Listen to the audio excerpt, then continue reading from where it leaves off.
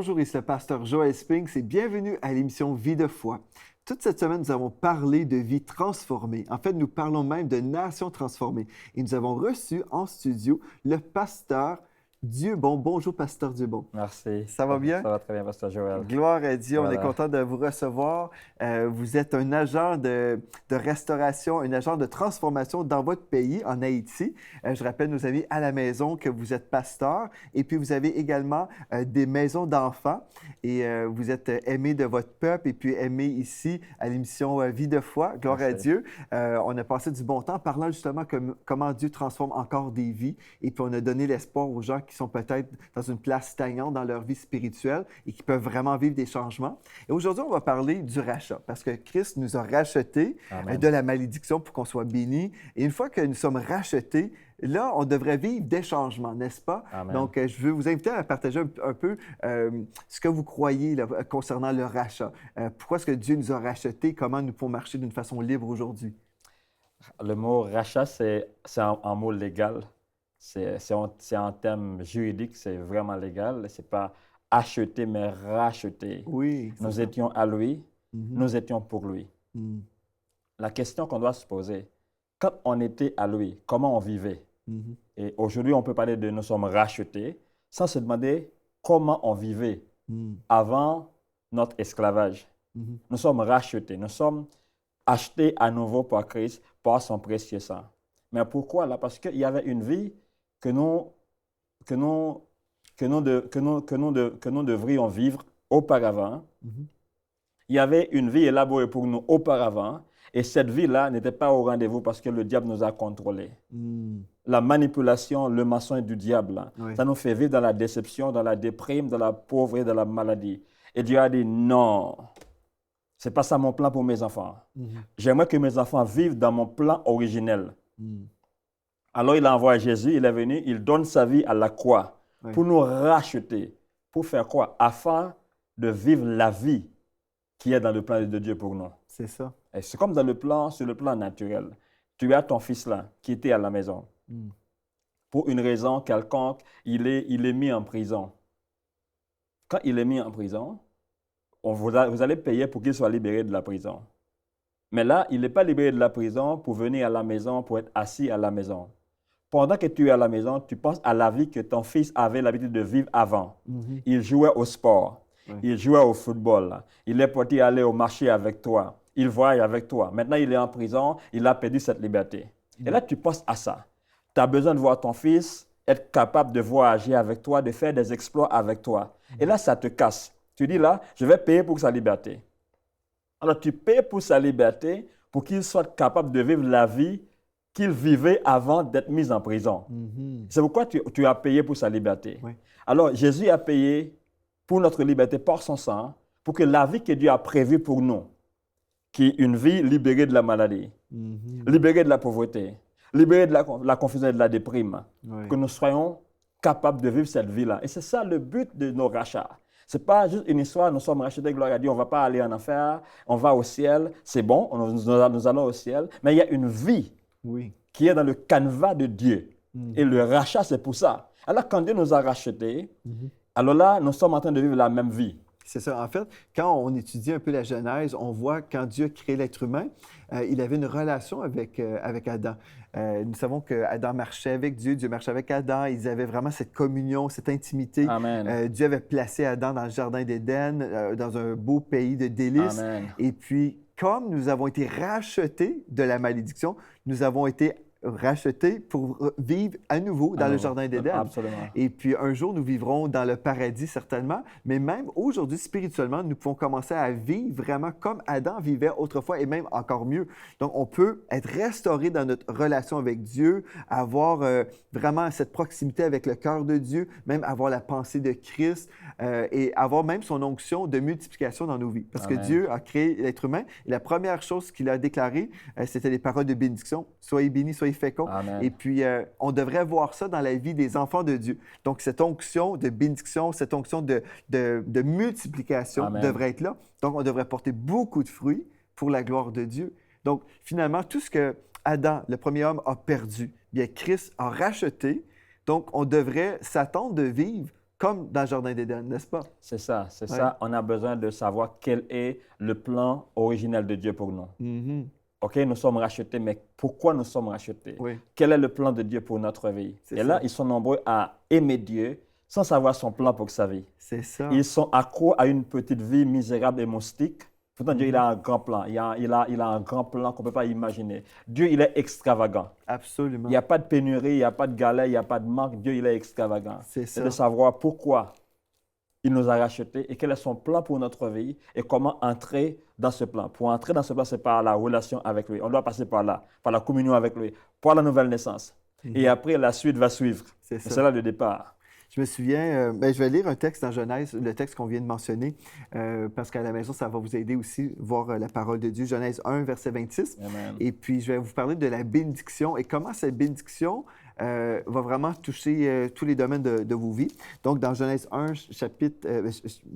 Genèse chapitre 1, verset 26, il est écrit « Puis Dieu dit, faisons l'homme à notre image, selon notre ressemblance, et qu'il domine sur les poissons de la mer, sur les oiseaux du ciel, sur le bétail, sur toute la terre et sur tous les reptiles qui rampent sur la terre.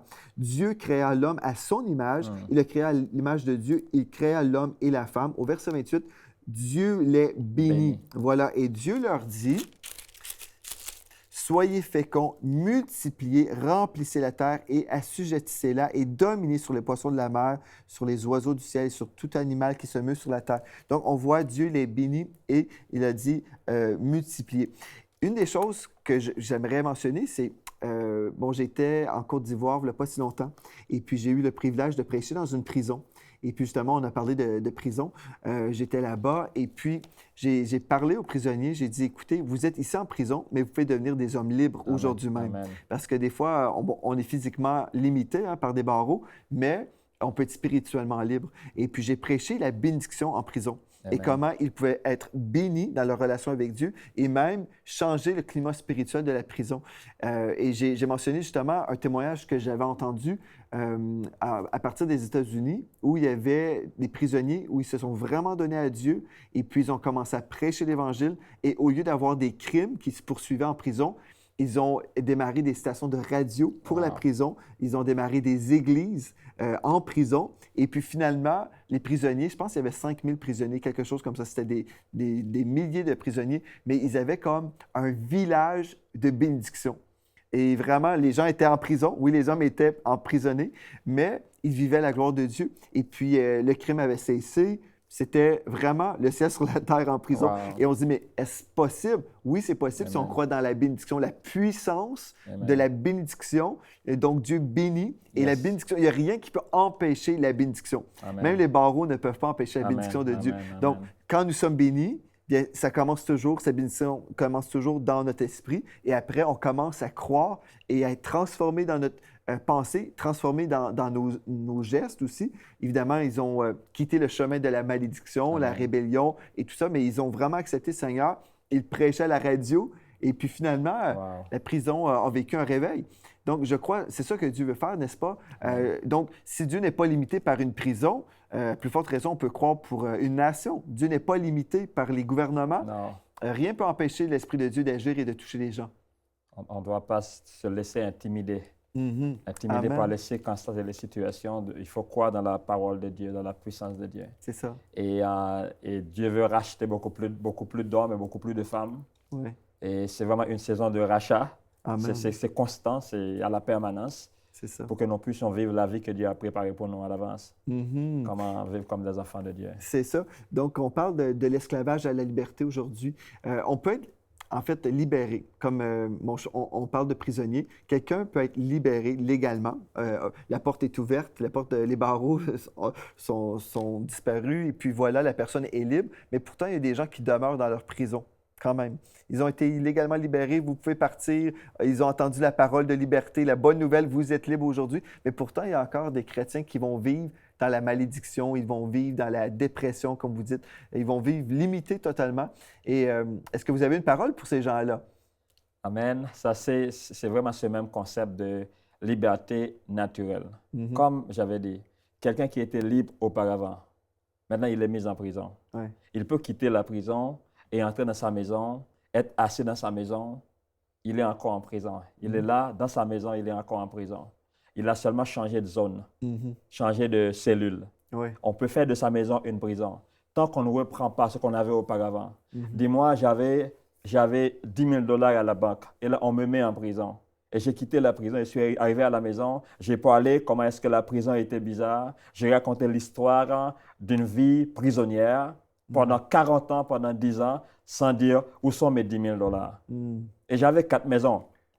Ces 4 maisons-là pourraient être gérées par des inconnus, pourraient être gérées par mes ennemis. Mhm. Maintenant, on me libère. Je suis arrivé à la maison, je dis, wow, c'était dur la prison. Oh, c'était pénible la prison. Gloire à Dieu, je suis libéré. Mais où sont mes 4 maisons? On laisse les bandits contrôler encore mes 4 maisons. On laisse les banquiers manager mes sous, gaspiller mes finances à la banque. Qu'est-ce que Dieu veut faire de notre vie? Nous sommes sortis de la prison, de la mort, de la pauvreté. Nous sommes dans la maison de Dieu. Mais là, on peut dire, mais où est ma santé? Dieu avait prévu la santé pour ma vie avant d'être esclave. Mhm. Maintenant, j'ai quitté la prison. Où est ma santé? C'est comme si là, quelqu'un avait mon argent. Il gère mon argent pour moi. Oui. Je vais dire, qu'est-ce qui se passe avec mon argent? Qu'est-ce qui se passe avec ma maison? Qu'est-ce qui se passe avec mes biens? Qu'est-ce que nous devons dire? Qu'est-ce qui se passe avec mon épanouissement? Où est mon épanouissement? Où est ma force? Où est ma joie? Pourquoi être libéré? Pour rester à la maison, chanter, acclamer, on ne jouit pas de sa liberté. C'est ce que Christ veut faire pour nous. C'est pour la liberté que Christ nous a affranchis. C'est ça. Pas une liberté bizarre là, mais c'est pour vivre dans la vie, dans la volonté de Dieu, d'approprier les promesses de Dieu. Tout ce que l'ennemi avait managé. Oui. La Bible dit que quand on est enfant, et on est comme un esclave. Quelqu'un s'occupe de ses biens. En Galate, quelqu'un s'occupe de ses biens. C'est un tuteur qui gère ça pour toi. Mais quand on est devenu fils, fils est capable de se souvenir de ses biens. Oui. Fils est capable de se souvenir qu'il est riche de son héritage. Mais un enfant, là, il va bousiller ça.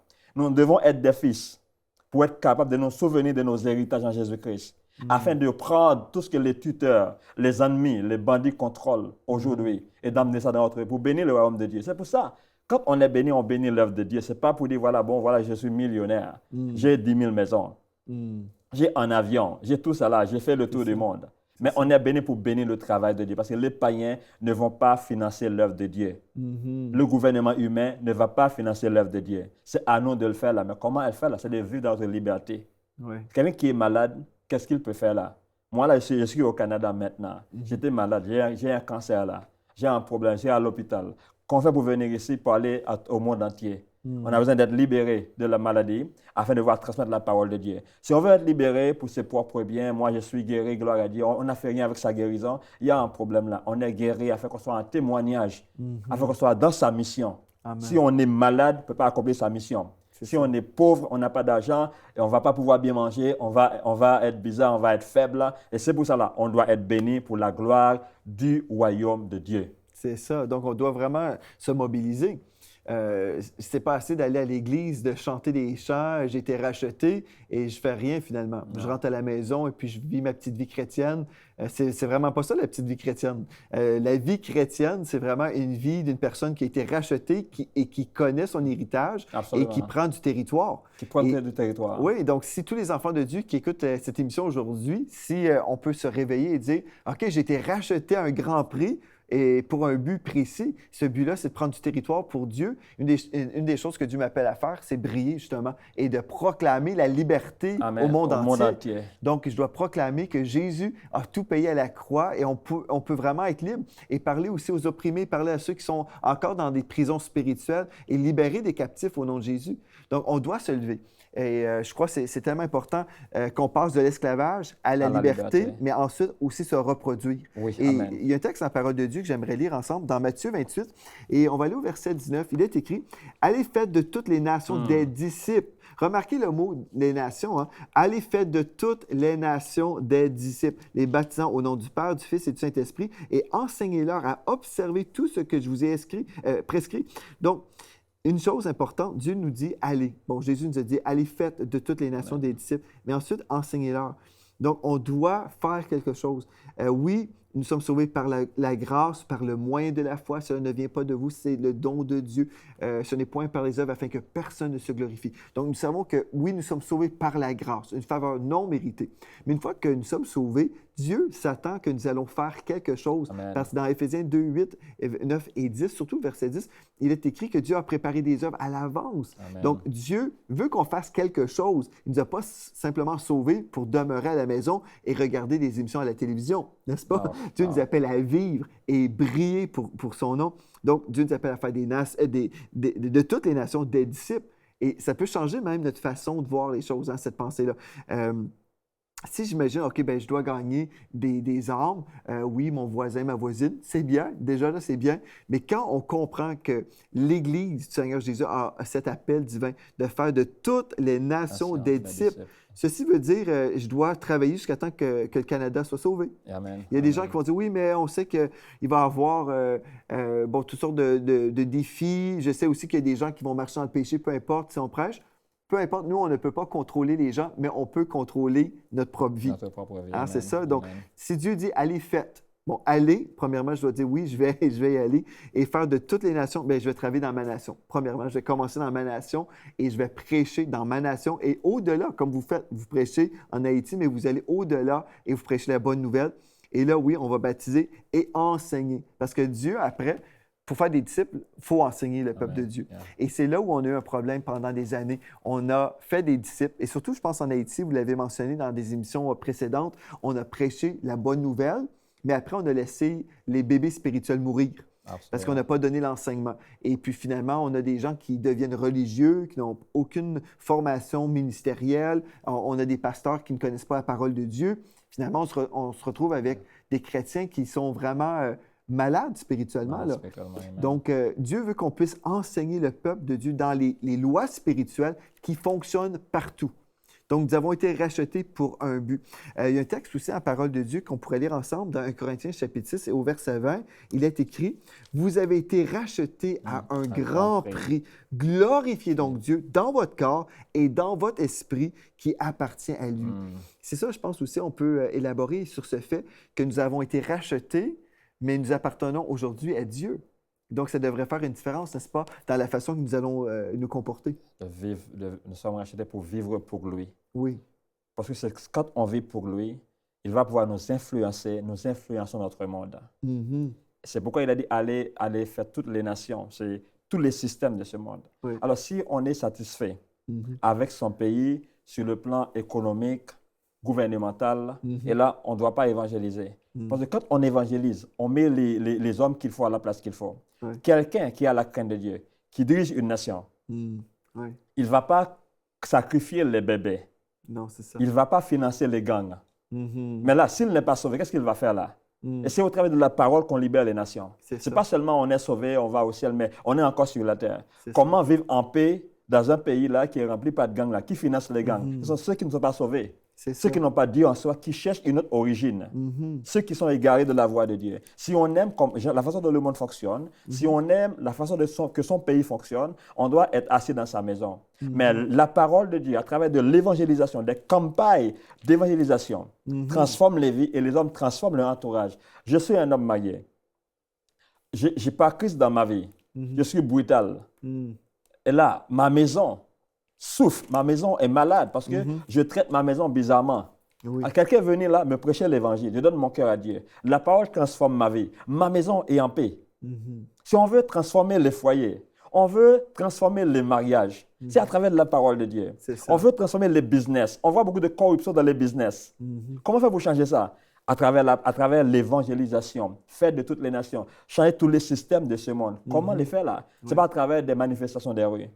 À travers des hommes qui reçoivent l'évangile, transformés par la puissance de Dieu, ils vont transformer le village, le business, leur entreprise, même le bureau administratif. Et c'est pour ça. C'est une chose importante que vous venez de mentionner parce qu'il y a certains chrétiens qui s'imaginent que la façon qu'on transforme des nations, c'est toujours par les voies politiques. Je veux faire une nuance.